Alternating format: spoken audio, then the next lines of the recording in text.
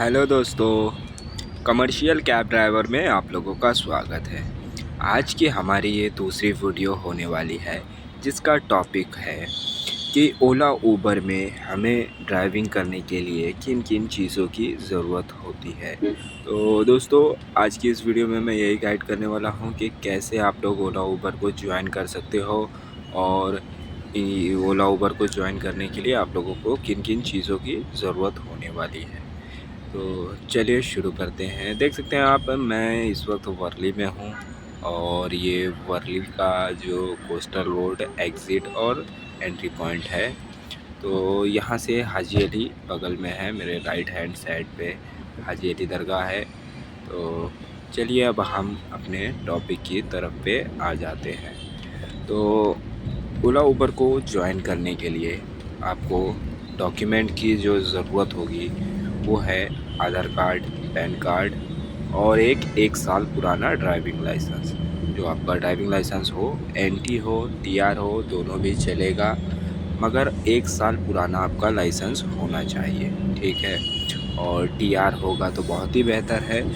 N t पे भी आप ज्वाइनिंग कर सकते हो और काम कर सकते हो, मगर थोड़ा पुलिस वाले वगैरह परेशान करते हैं कभी कभी। उतना ज़्यादा दिक्कत नहीं है, बट अगर आप टीआर करवा लोगे और नहीं है तो आप 1 साल चला के उसको 1 साल बाद आपका लाइसेंस टीआर हो जाता है, तो आप 1 साल बाद उसे टीआर भी करवा सकते हैं। और ये हो गई हमारी डॉक्यूमेंट की बात, ठीक है। तो अब आ गई रूल्स एंड रेगुलेशंस में। तो आपको इसमें जो रूल्स है, देखिए, आपको ड्राइविंग बहुत ही अच्छी तरीके से आनी चाहिए। अगर आपको ड्राइविंग नहीं आती है तो आप कहीं से ट्रेनिंग ले सकते हो, ठीक है। ड्राइविंग स्कूल्स आजकल हर जगह अवेलेबल है, आप वहाँ से ट्रेनिंग ले सकते हो, या फिर आप अपने किसी भी रिलेटिव, फ्रेंड्स, फैमिली मेम्बर्स, जिससे भी आपको हेल्प हो जाए, वहाँ से आप ड्राइविंग की ट्रेनिंग ले सकते हो, ठीक है।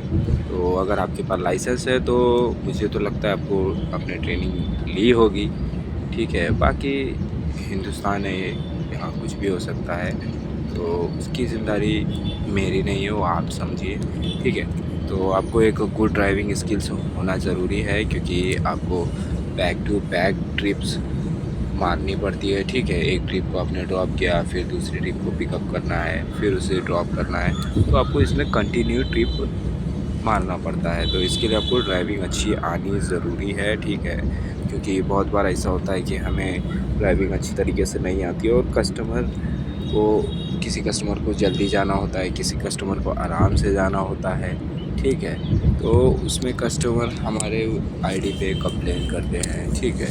तो उसकी वजह से बहुत बार हमें ऑफलोड कर दिया जाता है, हमारे अकाउंट को ब्लॉक कर दिया जाता है, ठीक है।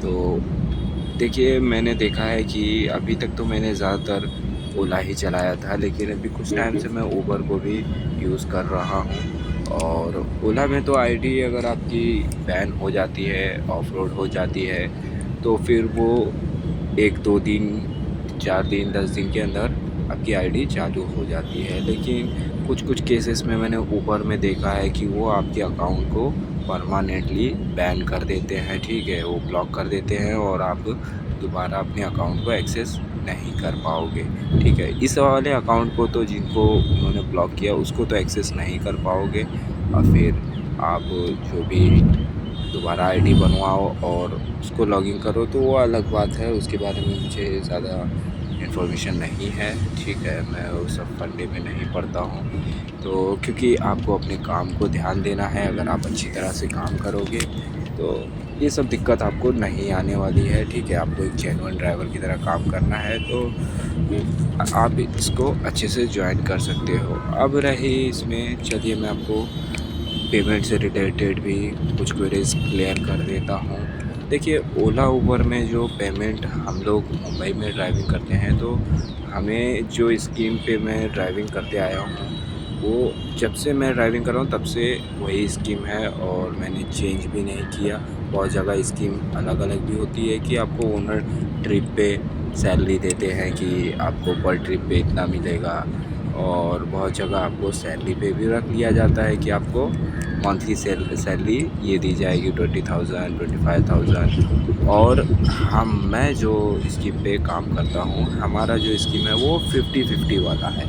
जैसे कि आपने 3,000 का धंधा किया, ठीक है, 3,000 का ऑपरेटर बनाया, तो 3,000 के ऑपरेटर में आपको आधा पैसे मिलेंगे। लेकिन पहले ऐसा होता था कि 3,000 के ऑपरेटर में आपको आधे पैसे मिल जाते थे। जैसे 3,000 का काम हुआ तो आपको 1,500 रुपये मिल जाते थे। लेकिन अब ऐसा चलता है कि कंपनी वालों ने इंसेंटिव वगैरह देना बंद कर दिया, और देना भी जारी रखा तो बहुत कम कर दिया। मिनिमम से मिनिमम लगभग उन्होंने 80% जो इंसेंटिव था वो कम कर दिया। तो इसके वजह से ओनर्स ने अपना जो उनका जो इनकम होता है सोर्स बढ़ाने के लिए, या उनके जेब से इंसेंटिव में से जो सीएनजी चला जाता था, जो इंसेंटिव उनको मिलता था, लेकिन जब इंसेंटिव देना बंद हो गया तो उनको भी पैसे निकालने हैं, गाड़ी का ख़र्चा निकालना है, ईएमआई वगैरह, उनका जो भी उन्होंने इन्वेस्टमेंट किया वो इन्वेस्टमेंट का रिटर्न निकालना है। तो वो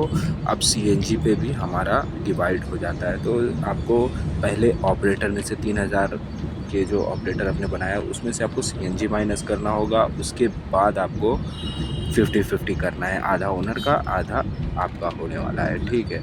जैसे कि आपने 3,000 का ऑपरेटर बनाया, उसमें आपकी सीएनजी चले गई 800 रुपये की। देखिए 800 इसलिए मैं बता रहा हूँ, पहले 600 में भी काम हो जाता था, लेकिन सीएनजी का जो प्राइस है वो बढ़ गया। 800 क्या 900 रुपये की सीएनजी लगभग चली जाती है 3,000 के ऑपरेटर बनाने में। मेरी गाड़ी जो है डिज़ायर है, मैं डिज़ायर चलाता हूँ, ठीक है।